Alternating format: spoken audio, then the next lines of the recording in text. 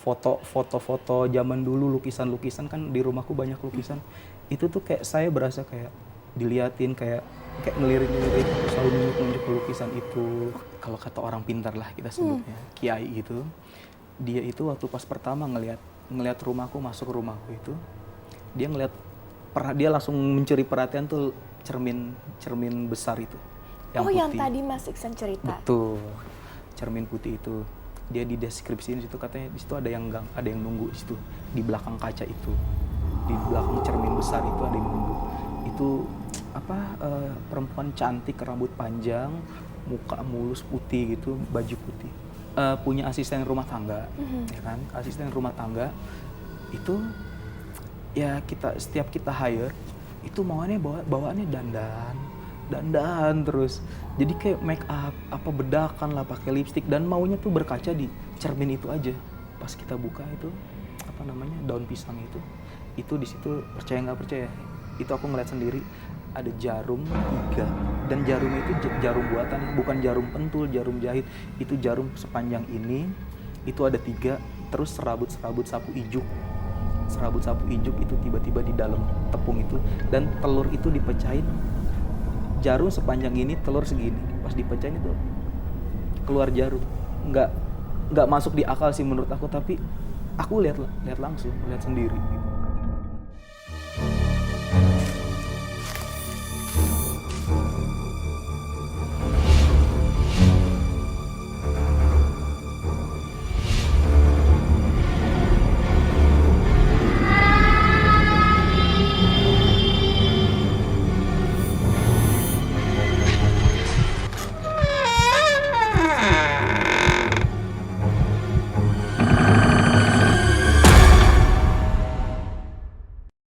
Rumah adalah tempat tinggal. Rumah adalah tempat kesedihan dan kebahagiaan. Rumah pun bisa menjadi tempat aman dan nyaman bagi para penghuninya. Namun, bagaimana jadinya kalau rumah yang kita diami ada penghuni yang tak kasat mata? Mereka memang ada. Bisa di sini atau di tempat kalian. Apakah kalian bisa merasakannya?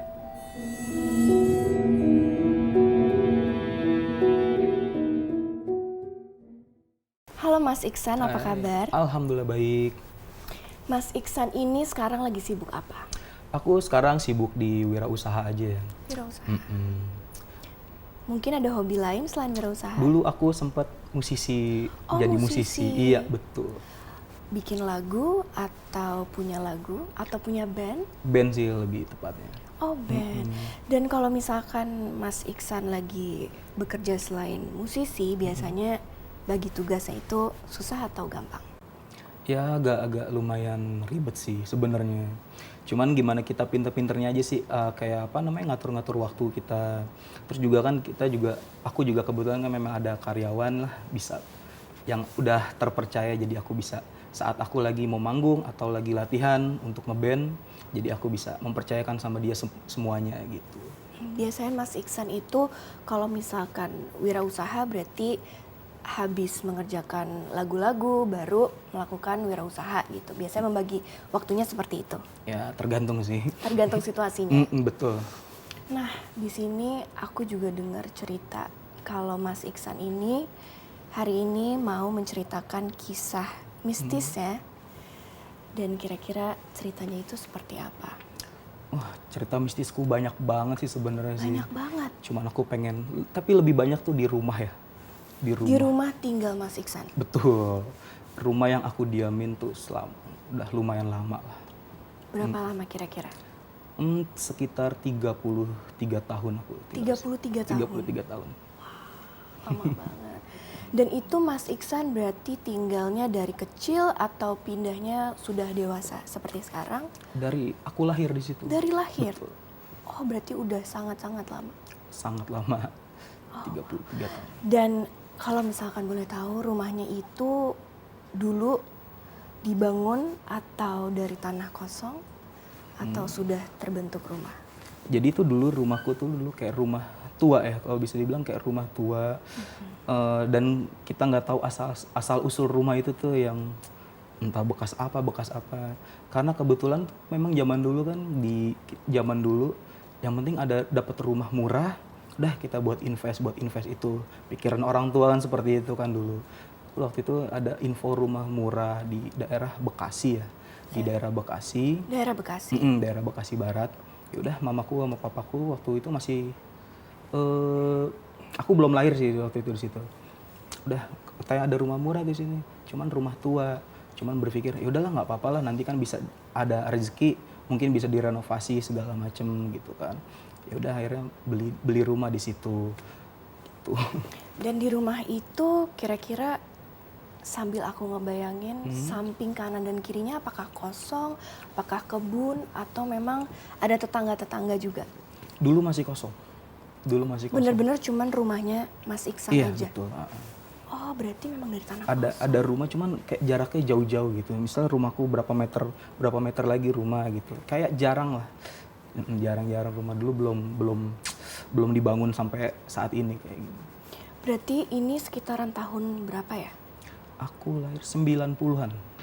90. Jadi tahun 90 rumah itu udah ada? Iya, betul. Berarti Mas Iksan itu datang ke rumah dalam kondisi rumahnya sudah ada? Sudah ada. Apakah di dalamnya tertinggal barang-barang atau memang dalam keadaan yang sangat kosong? Ada di situ waktu itu, seingatku peninggalan itu seperti ada cermin besar, cermin zaman dulu tuh. Dia bingkai-bingkai putih, tapi putih-putih udah mulai menguning gitu lah. Kayak cermin tua, mungkin kayak zaman-zaman nenek-nenek kita kali ya.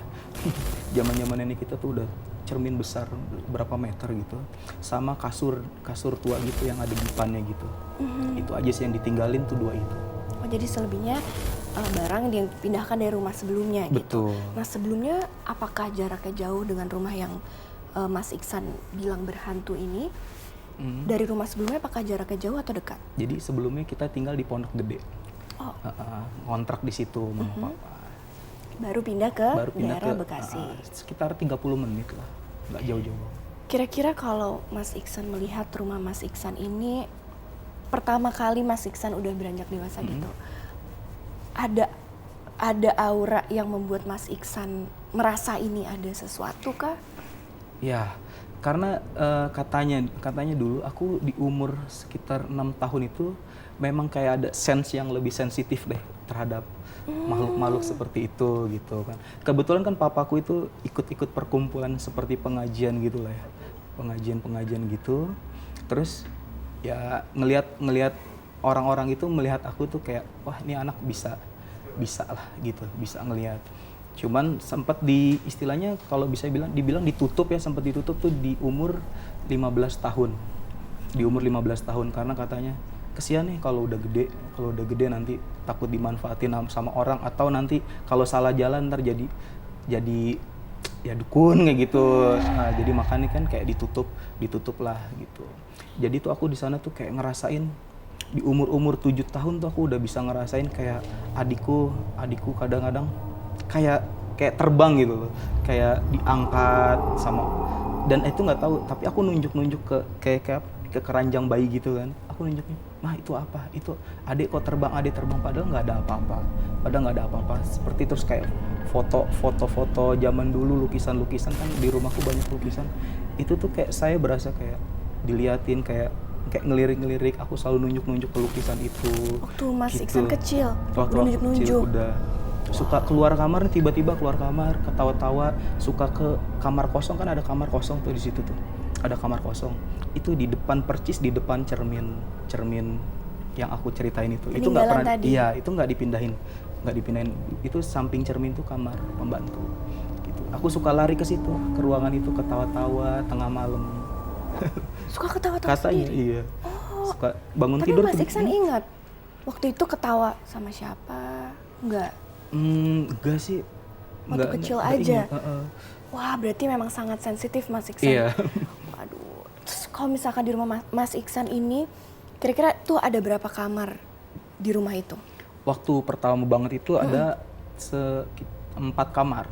4 kamar. 4 kamar. Dan itu berarti sebelumnya tuh kosong. Kosong. Betul. Dan Mas Iksan semua satu rumah, satu keluarga. Ini di rumah ada berapa keluarga?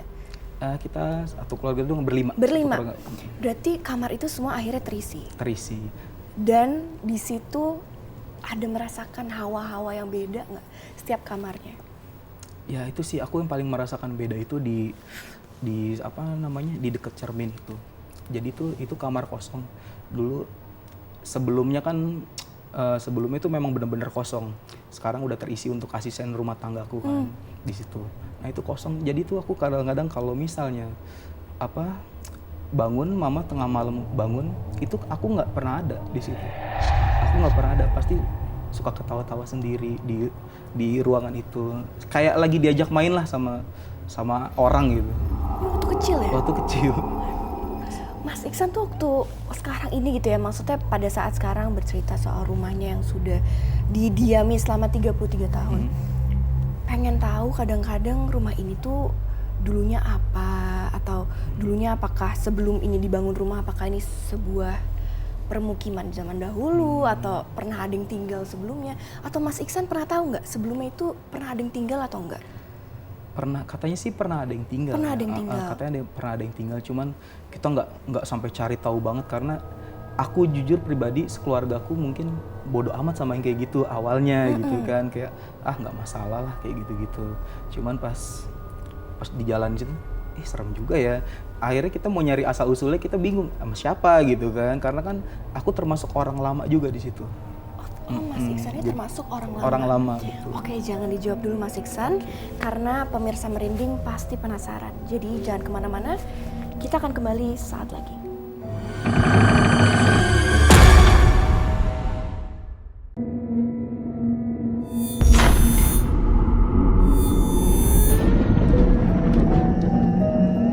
Untuk kalian yang mempunyai cerita mistis atau ingin bercerita bareng aku, kalian bisa kirimkan cerita dan pengalaman mistis kalian di bawah ini.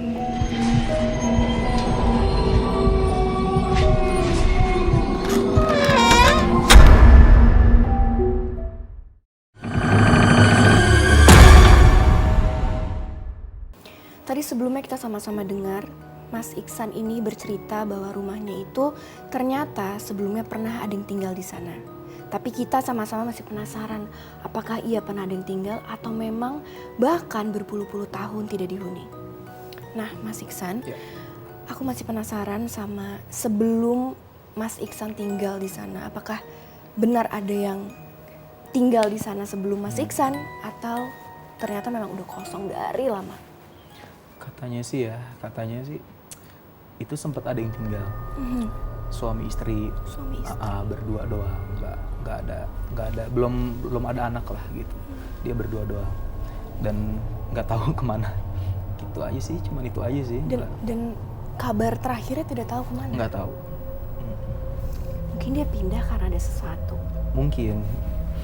Dan di rumah itu pertama kali Mas Iksan merasakan gangguan gaib atau gangguan makhluk halus itu pada saat kapan? Yang aku udah mulai sadar ya. Itu waktu aku SMP, mungkin sekitar umur 14 atau 15 tahun. Itu aku udah mulai ngerasain kayak gangguan seperti bangku digeser-geser, bangku makan digeser-geser, terus kayak gelas tuh diadu diadu Pergerakannya sehebat itu? Betul.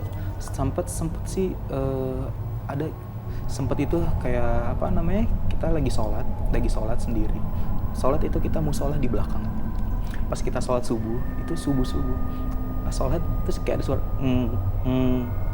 beneran. Itu creepy banget sih, aku langsung merinding. Aku batalin sholatnya, aku sholat di kamar langsung.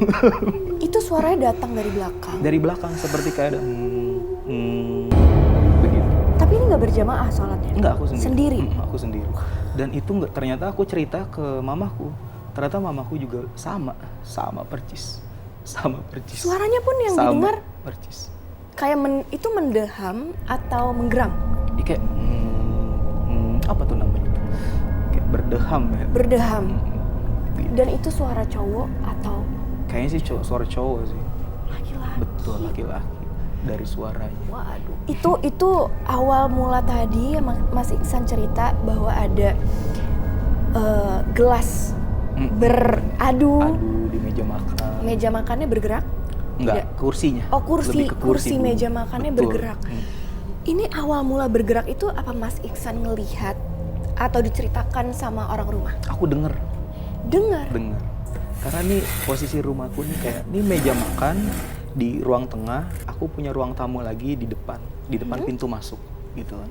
Jadi aku lagi di situ lagi dengan sepupuku lagi begadangan lah gitu kan, lagi kita ketawa-tawa lagi bercanda-bercanda. Mungkin dia kayak menegur ya, jangan berisik loh. Istilahnya udah malam nih gitu kan, udah tengah malam nih apa segala macam. Itu pertama dengan suara piring jatuh dulu dari wastafel. Prang, tiba-tiba bunyi gitu kan. Aku berpikir itu tikus. Saudaraku udah mau lari kan. Udah mau lari aku tarik. Penakut banget sih lo. Nggak lama baru deh suara kursi ngek. Dan aku berpikir nggak mungkin lah tikus. Aku bilang baru nih lari kita. Aku bilang baru lari. Ya. Wah, dan waktu piring atau gelas atau itu yang dekat wastafel itu berbunyi, itu apakah pecah atau memang bunyi Nggak, tapi tidak ada? Kayak piring jatuh di Prang, wastafel. gitu. Nggak pecah, nggak ke lantai. Nggak ke Oh, lantai. cuman prang gitu. Betul. Itu pada malam hari kejadiannya? Sekitar jam 1 pagi. Jam 1 pagi. Di mana jam-jam itu makhluk-makhluk itu malah muncul dan memerhatikan kita di sana. Betul. Dan situ waktu itu Mas Iksan ini berapa orang waktu pada saat berbunyi? Berdua aja sih. Berdua aja. Berdua aja. Serem banget. Dan selain itu apakah ada pergerakan yang lumayan fatal lagi? Itu paling gelas. Kayak aku penasaran kan. Itu gelas itu kok suka bunyi gitu. Suka beradu ting bunyi gitu kan. Suka beradu seperti itu. Aku penasaran. Ini gelas 2 ini kan aku sengaja nggak pepetin. Aku pikir kan mungkin tikus apa segala macem. Aku jauhin. Ternyata ya pas besoknya itu udah mempet lagi. Dan aku nggak tahu ya ada yang mindahin atau tidak. Cuman setahu aku sih nggak ada lah gitu. Jadi waktu pergerakan itu Mas Iksan melihat atau mendengar? Aku itu mendengar. Jadi pas Mas Iksan ngecek, itu berarti posisi gelasnya itu ada di dapur atau di meja makan? Di meja makan. Di meja makan Di meja juga makan. Berarti area meja makan nih. Iya, area yang dapur. dari tadi aku dengar banyak banget penampakan di sana. Wah, dan di situ Mas Iksan apa yang dirasakan? Apakah langsung cerita ke keluarga yang lain atau apa yang dilakukan oleh Mas Iksan pada saat itu? Pasti aku langsung cerita. Apakah aku tuh cerita pengen tahu apakah sama gangguannya apa segala macam. Ternyata yang aku ceritain ya sama, semuanya sama. Tapi yang lebih sering merasakan itu aku dan mamaku sih. Mas Iksan dan mamanya. Betul. Mas Iksan. Oke. Kalau bisa digambarkan dan dibayangkan gitu, kira-kira di rumah Mas Iksan ini, apalagi area yang tadi Mas Iksan bilang, itu kira-kira tuh sosoknya apa dan mungkin ada berapa banyak sosoknya? Ini kalau kata orang pintar lah kita sebutnya, kiai gitu, dia itu waktu pas pertama ngelihat rumahku, masuk rumahku itu, dia langsung mencuri perhatian tuh cermin besar itu. Yang tadi Mas Iksan cerita. Betul. Cermin putih itu, dia di deskripsiin situ katanya di situ ada yang nunggu di situ, di belakang kaca itu, di belakang cermin besar itu ada yang nunggu. Itu perempuan cantik, rambut panjang, muka mulus putih gitu, baju putih. Dan kalau bisa dibilang agak centil ya. Agak centil. Dan ini berarti cermin itu udah ada dari dulu. Berarti perempuan ini atau sosok ini berarti udah ada dari sebelum Mas Iksan datang. Betul. Wah, ini kenapa Mas Iksan bisa bilang sosok perempuan ini centil? Pernah ada cerita waktu itu aku punya asisten rumah tangga, ya kan? Asisten rumah tangga itu ya setiap kita hire itu bawaannya dandan terus. Jadi kayak make up, bedakan lah, pakai lipstick, dan maunya tuh berkaca di cermin itu aja. Dia selalu kita lewat kayak cuek aja, kayak nggak peduli ada majikan apa segala macem. Sampai aku berpikir nih si Mbak centil banget ya gitu kan. Akhirnya kita berhentikan, karena kerjaan banyak terbengkalai tiap malam tuh mau ada dandan segala macam. Kita berhentikan, kita hire lagi asisten rumah tangga lagi, kita hire lagi. Ternyata sama polanya, dandan ngaca. Gitu. Pokoknya baru di situ kata apa, oh mungkin ini efek diganggu sama wanita ini, penunggu itu, sosok penunggu itu. Sosok yang di cermin itu. Iya. Itu berarti Mas Iksan ini melihat keganjalan dari mbaknya Mas Iksan Betul. waktu di rumah. Itu dia melakukan dandan atau bersolek itu tuh waktunya jam-jam tertentu atau jam berapa kira-kira? Ya, pokoknya aku sih lihat jam 8, jam 9. Maunya tuh bawaannya keluar rumah, dandan keluar rumah. Memang kan itu udah bukan jam kerja mereka kan, jadi ya kita izinin lah. Tapi kok pulang malam terus terpaku di kaca itu terus dia. Tiap ini di kaca ngaca gitu aja. Makanya agak. Berarti ada aura yang nempel gitu ya ketika berkaca gitu ya dengan. Mungkin. Iya. Dan mungkin ini sosok perempuan cantik ini yang dideskripsiin sama orang pinter gitu ya. Itu kira-kira jahil nggak sih? Maksudnya ada kejahilan lain nggak sih yang dilakukan oleh sosok perempuan ini? Untuk kejahilan sih kayaknya enggak ya. Ini mungkin aku kalau aku flashback, mungkin ini sosok yang waktu ngajak aku main waktu kecil. Mungkin ya. Yang aku sampai ketawa-tawa tengah malam tuh aku keluar. Bayangin, aku umur 5 atau 6 tahun itu keluar kamar sendiri dan mau selalu mau ke kamar itu. Gitu. Dan selalu ketawa-tawa sendiri. Mama sampai nyamperin ke sana. Sampai selalu bener aku ketawa-tawa sendiri. Kayak seperti itu. Aduh, atau aku lagi ngebayangin seserem itu dan mungkin ada nggak sih kejadian-kejadian dari makhluk halus yang ada dalam rumah Mas Iksan kayak ngumpetin barang, menghilangkan barang, ada nggak sih? Ada. Pernah terjadi. Kayak pisau baru beli pisau hilang. Terus waktu kejadian waktu itu Idul Adha, kita daging kurban udah kita bawa hilang. Piringnya, gitu. Dagingnya seplastiknya itu nggak tahu itu diumpetin siapa. Itu pokoknya agak creepy banget deh gitu. Paling kejalan itu aja sih, sama kayak pernah ya waktu lagi kumpul rame-rame itu jeruk jatuh dan jatuhnya tuh kayak nggak wajar, jatuh terus muter jeruknya kayak lagi dimainin. Wah, ini pasti pemirsa merinding tuh penasaran banget dan aku juga. Jadi jangan kemana-mana, kita akan kembali sesaat lagi.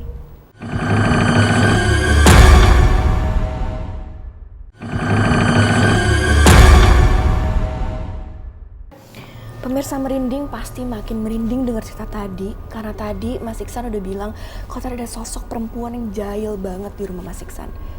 Dan sosoknya itu cantik ya? Dan selain sosok perempuan ini yang cantik itu, yang sering berkaca dan bersolek, kira-kira ada sosok lain gak sih yang ada dalam rumah Mas Iksan? Banyak sekali mungkin ya. Banyak. Tapi yang istilahnya yang sering mengganggu itu ya. Menunjukkan itu. Yang pertama yang cantik itu ada nenek-nenek juga. Ada nenek. Sosok nenek-nenek. Tapi itu sih bukan penunggu rumahku. Percis dia stay-nya tuh di depan rumahku kosong tuh udah berpuluh-puluh tahun nggak ditempatin gitu. Itu di situ sama ada kita manggilnya si hitam karena bentuknya tinggi besar, mungkin kayak genderuwo gitu apa aku kurang paham, tinggi besar. Nah itu yang aktif lah dia. Dan Mas Iksan ini pernah melihat dua sosok itu? Kalau aku si hitam sih pernah ngeliat kakinya aja sih. Kakinya? Iya. Itu posisinya lagi di mana ya? Biasa di dapur. Itu. Oh jadi kawasan dapur, meja makan. Betul. Itu tuh kawasan angker lah ya. Jadi tadi yang Mas Iksan bilang kalau ada sosok nenek-nenek itu berasal bukan dari rumah Mas Iksan? Bukan. Berarti dari depan rumah? Depan berarti percis. Tetangga? Bisa ya. Oke, dan rumah itu ada orang ya? Nggak ada, kosong. Udah berpuluh-puluh tahun. Rumah kosong juga? Kosong. Waduh, dan Mas Iksan belum pernah melihat sosok ini? Sosok nenek-nenek ini? Belum sih, belum. Cuman itu pernah ada cerita dulu waktu waktu dulu kan mamaku sempet, ya bisa dibilang dulu mamaku kerja, sempet naik apa namanya, naik pangkat lah. Nah nggak lama dari naik pangkat itu tiba-tiba mamaku ngedrop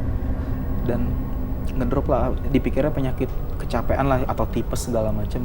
Kita bawa ke rumah sakit itu di ronsen, di apa segala macem tuh nggak ada apa-apa, fungsinya masih sangat-sangat bagus fungsi badan. Ya udah mungkin sakit biasa atau gimana, sakit panas biasa, udah dikasih obat dari sana. Terus makin kesini makin drop sampai beratnya tuh sekitar 28 kilo apa. Itu bener-bener sampai kurus banget, sampai istilahnya sampai kayak mau meninggal gitu kan, sampai mau meninggal. Dan di situ kita juga bingung kan, kenapa sakit apa, terus kenapa, sampai si papa juga bingung juga kan. Akhirnya cobalah alternatif, tanya ke teman-temannya. Terus temennya ngerekomendasiin ada suruh ke dokter, dan dokter itu punya kelebihan ya, kita disebutnya terkun, apa sih julukan dia tuh, dokter dukun gitu loh. Itu bercandaannya seperti itu. Dan di situ dia mapping rumahku. Dia seolah-olah dia nggak pernah ke rumahku, tapi dia kayak tahu ada sanyo, dia tahu di depan rumahku itu rumah kosong, dia mapping gitu. Ini Pak Haji katanya, di depan rumah Pak Haji tuh ada nenek-nenek menunggu nenek-nenek. Ini selalu ngikutin ibu kemanapun dia pergi. Nah langsung papa tuh mikir, itu asal ketahui, itu di rumah sakit itu dia sampai minta pepaya mamaku. Padahal notabene dia jijik banget sama pepaya, nggak suka sama sekali sama pepaya. Nyium baunya aja muntah. Tapi dia kok minta terus di rumah sakit. Itu pepaya bisa habis beberapa buah, mungkin sampai 3 buah. Dia minta terus pepaya di situ. Ya udah dijelasin sampai ini. Itu yang minta sebenarnya nenek-nenek itu, penunggu depan rumah. Makanya kita tahu, oh ada penunggu rumah nenek-nenek itu. Jadi selalu diikutin sama nenek-nenek itu. Iya betul. Tapi kalau di rumah dia nggak pernah hadir, nggak pernah muncul di rumahnya Mas Iksan sendiri. Muncul sih kalau aku pribadi nggak ngelihat. Aku pernah waktu lagi live streaming, kan dulu sempat kerja live streaming juga kan. Lagi live streaming, viewersku ngelihat, kok ada nenek-nenek tuh di belakang segala macem. Padahal aku lagi sendiri, nggak ada siapa-siapa di situ. Aku lagi di dapur itu, tempat itu. Ada sosok nenek-nenek gitu. Aku pikir bercanda. Maksudnya kalau bercanda kan orang kalau nakut-nakutin, ada pocong tuh, ada kuntilanak, kenapa harus nenek-nenek gitu? Kok bisa pas sekali gitu loh sama. Aku tanya, emang lo bener ngeliat ini gini-gini? Iya tadi gue ngeliat gini-gini. Aku langsung ke atas, itu bener-bener itu aku merinding. Bener-bener merinding. Nenek-neneknya tuh muncul di belakangnya Mas Iksan? Katanya gitu. Kok ada nenek? Itu ada nenek-nenek siapa? Dan mungkin yang menonton Mas Iksan ini ngasih tahu nggak bentuk nenek-nenek seperti apa? Apakah dia senyum? Apakah dia menyapa atau ada eye contact di kamera? Enggak sih, cuman ditanya gitu doang. Itu nenek-nenek siapa? Mungkin lewat doang kali ya. Serem banget kan? Tapi aku nggak ngelihat sih, jujur nggak ngelihat. Oke. Dan aku tadi sempat kepikiran dengan ibunya Mas Iksan. Waktu itu sempat sakit dan akhirnya Mas Iksan penasaran gak sih ini sakit kenapa sampai bisa sebegininya? Apa ada perlakuan apa Mas Iksan untuk mencari jalan keluarnya gitu? Itu ternyata setelah kita ke pengobatan alternatif, itu kita adakan pengajian segala macam. Itu mamaku sudah apa ya namanya? Udah cuman bisa di kasur doang, udah nggak berdaya lah istilahnya. Udah nggak berdaya, udah kita ngadain pengajian segala macem. Terus ada orang pintar banyak kita kumpul. Dan di situ kayak melakukan ritual apalah, tapi tetap ngaji ya. Ritual apa segala macem. Kita pakai kayak daun pisang, sama orang pintarnya minta daun pisang, minta telur, minta terigu gitu kan, ditutupin seperti itulah. Itu tiba-tiba kayak dia melakukan ritual segala macem, doa-doa. Pas kita buka itu apa namanya, daun pisang itu di situ, percaya nggak percaya, itu aku ngeliat sendiri ada jarum 3, dan jarumnya itu jarum buatan ya, bukan jarum pentul, jarum jahit.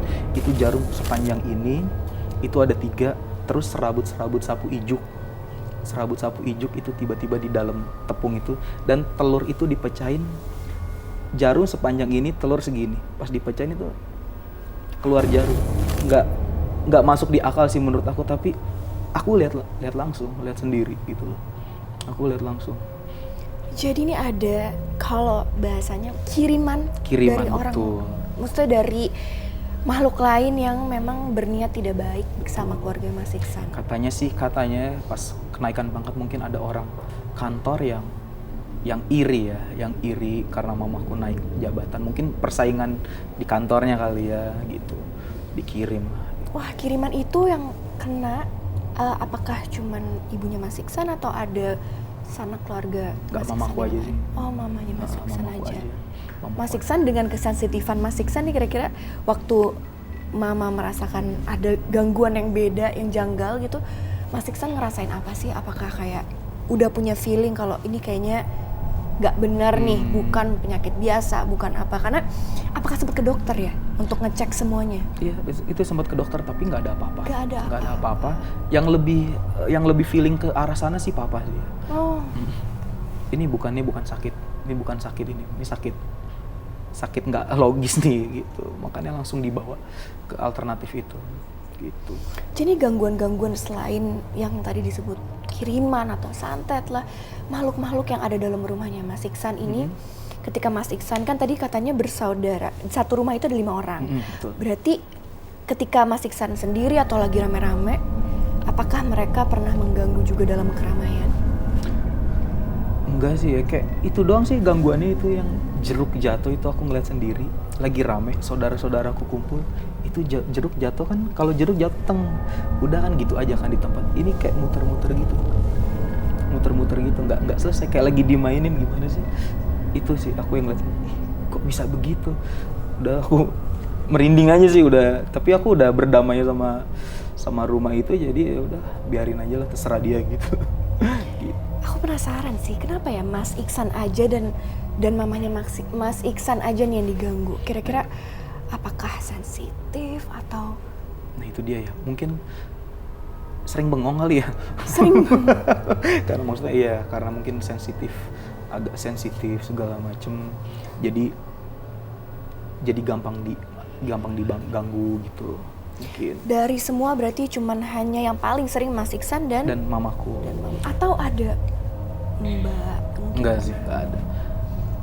Mbakku waktu itu pernah sama suaminya. Suaminya ini kan dulu pernah kerja di rumahku untuk renovasi. Dia tinggal sama istrinya tuh di atas rumahku, di tempat kamar mbakku.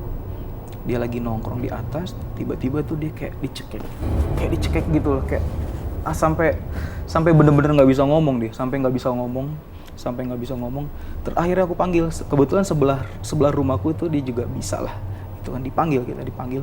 Totonya tuh dia katanya tuh mau dirasukin nggak bisa, karena orang ini punya punya ilmu juga mungkin ya. Ternyata tuh digambarin sama orang pintar itu, dia lagi diinjak lehernya itu. Lagi diinjak. Tunggu, jangan dijawab dulu karena kita harus bikin pemirsa merinding, makin merinding. Jangan kemana-mana, kita akan kembali saat lagi.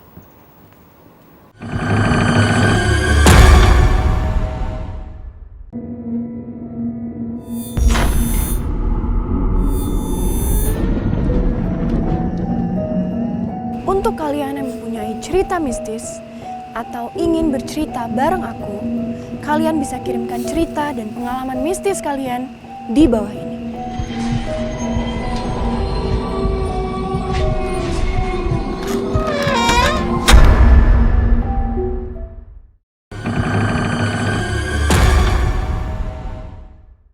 Permisa merinding tadi pasti dengar sama-sama kalau ternyata mbaknya Mas Iksan ini pernah diinjak lehernya sama makhluk halus. Betul ya Mas Iksan? Terus ceritanya setelah diinjak oleh makhluk halus itu diceritakan oleh orang pintar. Berarti kiai gitu ya yang menceritakan. Lalu ya udah, kita langsung di ngajiin gitu, nggak ngerti lah ritual apa. Langsung hilang gitu aja, tiba-tiba langsung kayak udah lega gitu. Itu tuh dia begini terus lah, kayak sampai mata hitamnya tuh ke atas gitu. Itu aku ngeliat sendiri, aku kayak mau mati loh dia. Aku lihat serem. Dia diinjak lehernya, katanya maghrib nongkrong di situ, dia nggak suka gitu. si Item ini nggak suka lah bisa dibilang kalau kita tuh ada yang masih nongkrong atau berisik-berisik di waktu yang nggak tepat gitu. Itu sih sebenarnya sih dia negur ke arah kebaikan mungkin ya, gitu. Tapi tidak dengan cara seperti Betul. itu ya, karena kan kaget pasti ya Mas Bener, Iksan. bener, Dan itu disaksikan oleh semua keluarga Mas Iksan atau Iya. pada saat itu Mas Iksan aja? Enggak, aku keluarga tuh kebetulan ada di situ. Orang teriak-teriak kok, kedengeran banget lagi sunyi, teriak-teriak, kayak minta tolong gitu. Langsung ke bawah gitu kan, istrinya ke bawah, tolongin suami saya diinjak gitu. Itu dalam keadaan rumah Mas Iksan yang mungkin Mas Iksan kepikiran gak sih apakah dalam perjalanan Mas Iksan tinggal di sana selama 33 tahun, apakah rumah itu tidak ada yang dirubah sama sekali atau tiba-tiba ada beberapa spot yang berubah? Hampir full sih dirubah. Dirubah semua? Kita renov semuanya gitu. Jadi biar nggak suasana creepy-nya udah nggak ada lah istilahnya. Sekarang sih alhamdulillah sih udah nggak terlalu serem kayak dulu lah gitu. Oh, jadi Mas Iksan ini kemarin sempat punya ide kalau pengen layoutnya rumahnya tuh dirubah supaya tidak ada gangguan atau supaya menjauhi dari hal-hal yang menyeramkan kayak kemarin gitu. Saking jahilnya. Iya, betul. Tadi berarti sosoknya kira-kira ada berapa total di rumah Mas Iksan? Yang dikasih tahu sih 3 itu aja sih. Si Item, si cantik itu, sama si nenek-nenek.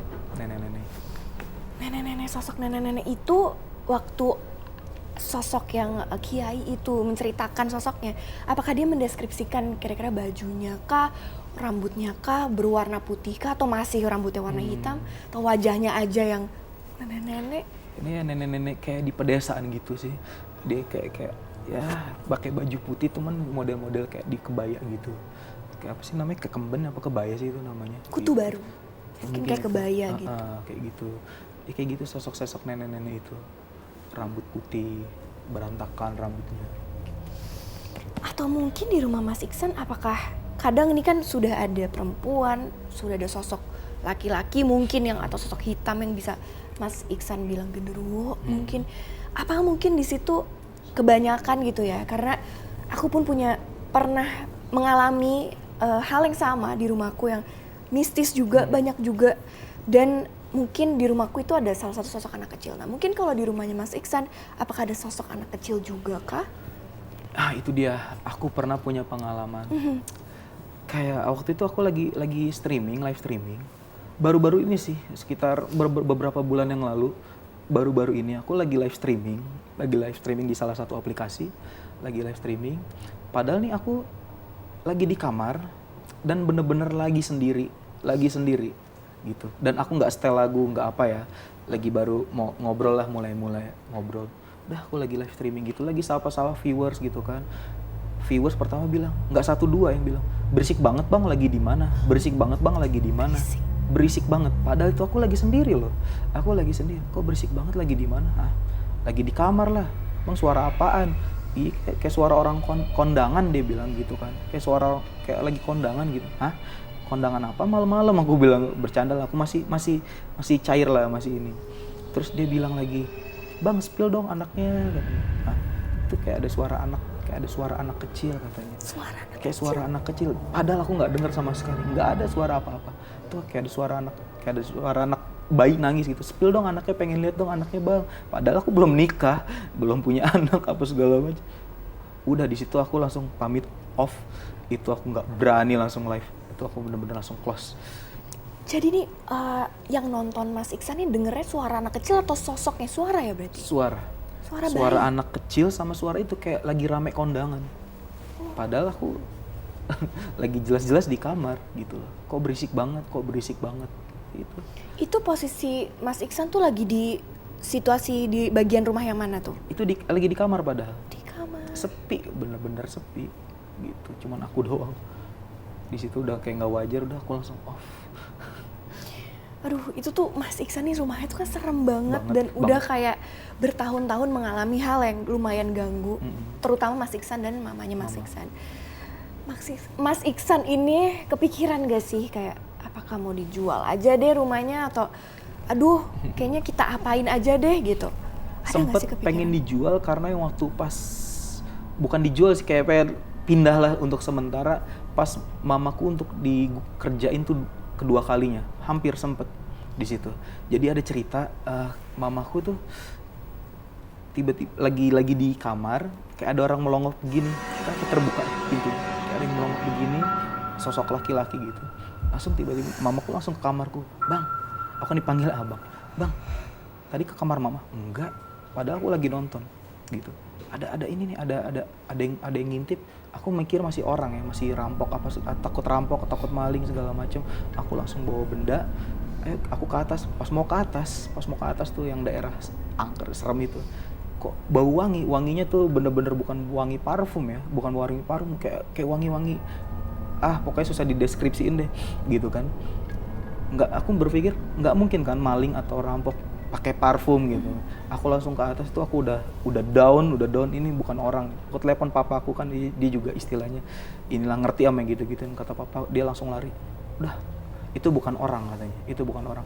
Akhirnya kita panggil orang pintar, panggil pengajian lagi, kita pengajian gitu, kayak ritual segala macam terjadi lagi. Jadi itu kalau bisa dibilang itu jin suruhan itu lagi apes karena nggak bisa menjalankan misinya.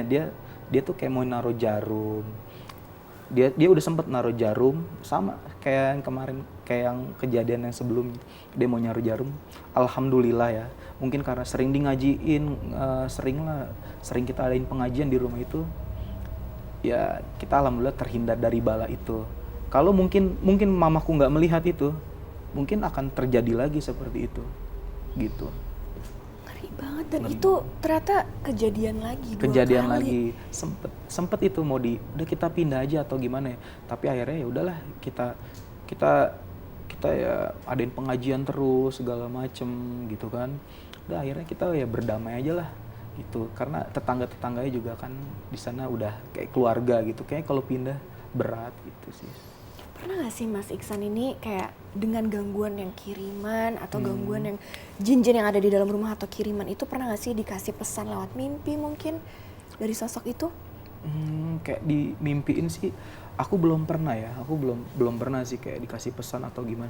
Cuman kalau mimpi-mimpi yang menyerupai si hitam segala macem itu, kayak sekelebatan tuh di mimpi kayak ketemu dia gitu sih pernah. Cuman kalau untuk kayak pesan-pesan apa segala macam sih aku nggak pernah. Oh iya, aku sebenarnya ada lagi tuh. Abis selesai itu tuh aku ada kayak ada bentol di sini 9, aku di punggung bentol 9 itu digaruk nggak hilang. Mamaku juga ada bentol di sini 9 di punggungnya. Jadi sama-sama ada bentol 9 di situ. Katanya sih kena aura jin. Dan itu kita obatin, kita dikasih air doa. Alhamdulillah besoknya sih langsung hilang, bener-bener hilang. Alhamdulillah. Tapi itu munculnya pada saat malam atau apa yang terjadi pada saat itu? Apakah gatel dulu dan munculnya malam atau gatel. Awalnya seperti apa tuh? Awalnya gatel. Aku pikir kayak mungkin tungau atau apa gitu kan. Kok nggak sembuh-sembuh? Aku diemin sampai seminggu, pakai salep segala macam nggak sembuh. Ternyata mamaku juga bilang, "Bang, mama kok gatel-gatel sini?" Aku hitung 9, 1 dan bentolnya itu rapi, 1, 2 kayak biksu gitu di sini. Ada 9. Dan waktu itu jaraknya antara Mas Iksan terkena bentol itu dan mamanya Mas Iksan terkena itu jaraknya berapa hari? Sehari setelah ngelihat itu. Berarti sangat-sangat berhubungan ya dengan Iya, betul. dengan gangguan itu. Iya, Itu bentolnya besar atau bentol nyamuk biasa atau emang bentol yang beda? Kalau aku besar kayak penyakit apa ya, kali gata ya, apa sih yang gatal-gatal tuh. Kalau mamaku kayak gigitan nyamuk gitu, kayak gigitan nyamuk, gigit semut, kayak digigit semut gitu. Dan akhirnya sembuhnya seperti apa? Pada saat hilangnya, pada saat orang pintar itu memberikan kayak air doa. Didoa-doain gitu. Dan sampai hari ini Mas Iksan masih di rumah Mas Iksan ini. Dan Mas Iksan tidak berpikir untuk pindah. Berarti sampai hari ini belum. Yeah. Dan kira-kira Mas Iksan dan keluarga Mas Iksan ini masih merasa terganggu dan ingin ada prosesi pembersihan lagi kah atau? Sebenarnya sih kalau untuk proses pembersihan sih Udah dari beberapa tahun yang lalu ya kita adain pengajian rutin segala macem, dan alhamdulillah sih kayak gangguan-gangguan yang ekstrim itu sudah berkurang sih, sudah berkurang alhamdulillah. Paling ya cuman gangguan-gangguan kecil, ya udahlah kita udah berdamai lah gitu. Paling kalau ada suara langkah kaki di atas dek dek dek dek dek gitu udah ngapain tem gitu, udah kita udah buat bercandaan aja gitu.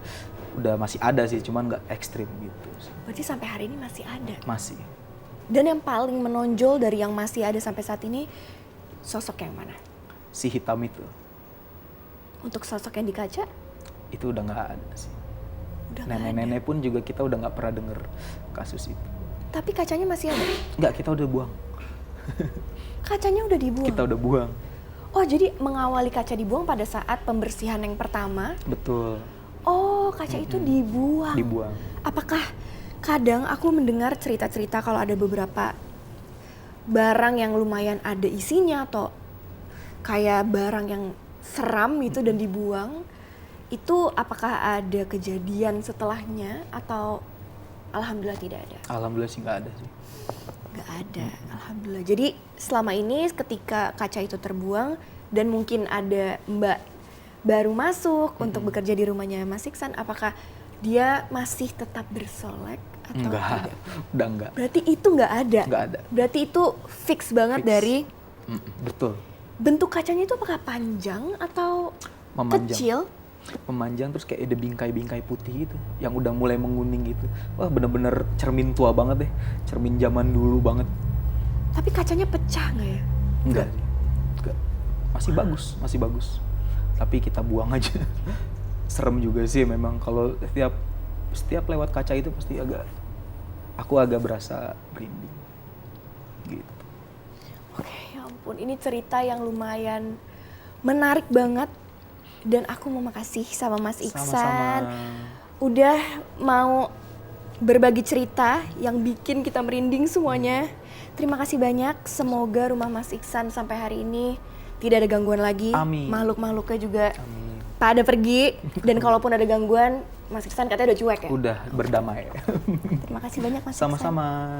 Bila kalian punya cerita mistis dan mau cerita bareng aku, kalian bisa langsung email di bawah ini.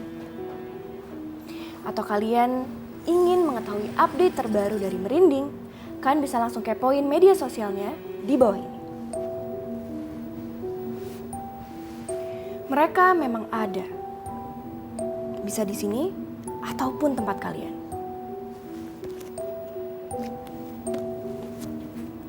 Apakah kalian merasakannya?